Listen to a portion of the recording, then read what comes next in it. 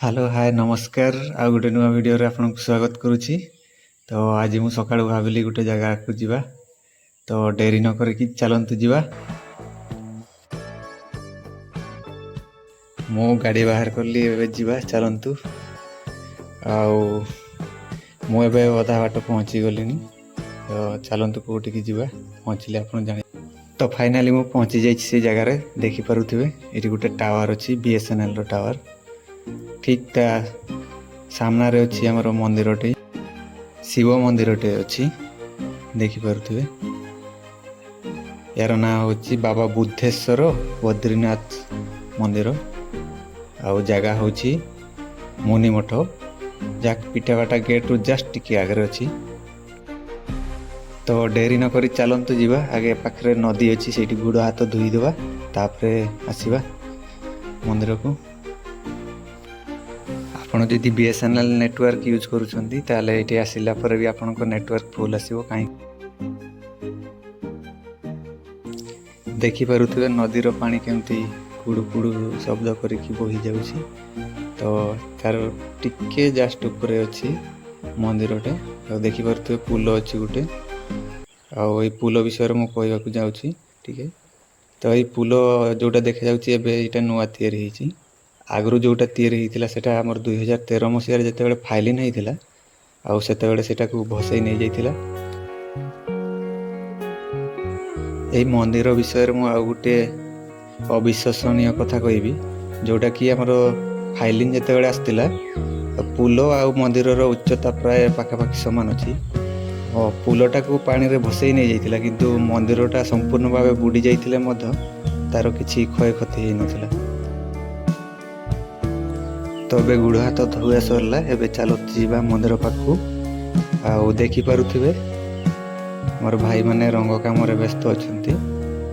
ଆଗକୁ ଶିବରାତ୍ରି ପହଞ୍ଚିଲା, ସେଇଥିପାଇଁ ଜୋରସୋରରେ କାମରେ ଲାଗି ପଡ଼ିଛନ୍ତି। ଏପଟେ 2 ଜଣ ଭାଇ ମୋର ଯେଉଁଠି ଯଜ୍ଞ କୁଣ୍ଡ ଅଛି ସେଇଠି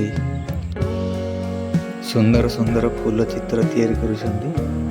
ଆଉ ଦେଖିପାରୁଥିବେ କେତେ ସୁନ୍ଦର ଏଜବେଷ୍ଟରେ ଛାଉଣି ହେଇଛି। ସେପଟେ ଆଉ ଜଣେ ଭାଇ ଅଛନ୍ତି, ମନ୍ଦିରରେ ରଙ୍ଗ ମାରୁଛନ୍ତି। ଆଉ ଯିବା ତାଙ୍କ ପାଖକୁ, ଦେଖିବା। ଏଇ ଜାଗା ମୁଁ ଆପଣଙ୍କୁ ଦେଖେଇବାର ଉଦ୍ଦେଶ୍ୟ ହେଉଛି, ଆଗକୁ ଶିବରାତ୍ରି ଆସୁଛି। ତ ଆପଣ ଯଦି ଭାବୁଛନ୍ତି ଶିବରାତ୍ରିରେ ଜାଗର ଦୀପ ଜାଳିବା ପାଇଁ, ତ ମୁଁ ଭାବୁଛି ଏହାଠୁ ଶାନ୍ତ ସରଳ ପରିବେଶ ଆପଣଙ୍କୁ ମିଳିବନି। ତ ଆସନ୍ତୁ ଦୀପ ଜାଳିବା ପାଇଁ। ଆଉ ଏହାର ଲୋକେସନ୍ ମୁଁ ଆପଣଙ୍କୁ କହିଦେଉଛି।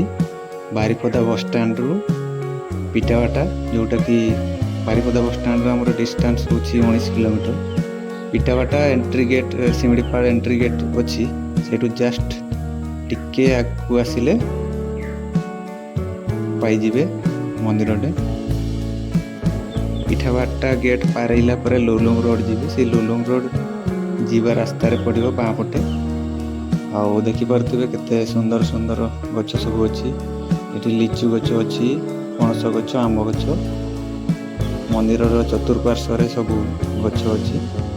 ଆଉ ଦେଖିପାରୁଥିବେ ମନ୍ଦିରଟେ ବେଶୀ ବଡ଼ ମନ୍ଦିର ନୁହଁ, ଛୋଟ ମନ୍ଦିରଟା, କିନ୍ତୁ ବହୁତ ସୁନ୍ଦର ହେଇଛି। ଆଉ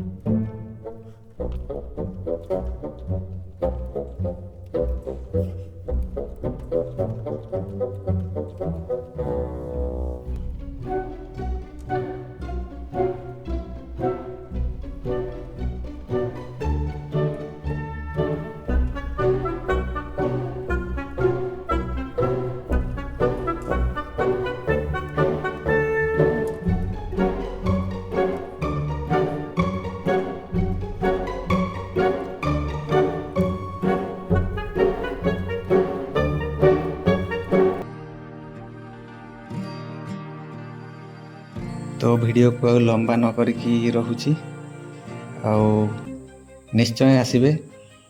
ଆଗକୁ ରହିଲା ଶିବରାତ୍ରି ଜାଗର, ଦୀପ ଜାଳିବା ପାଇଁ ଆସିବେ, ତା ସହିତ ପୂଜା କରିକି ଏ ପାଖାପାଖି ଜାଗା ବୁଲିବେ। ଆଉ ରହୁଛି। ହର ହର ମହାଦେବ। ଦେଖା ହେବ ଆଉ ଗୋଟେ ନୂଆ ଭିଡ଼ିଓରେ। Bye bye.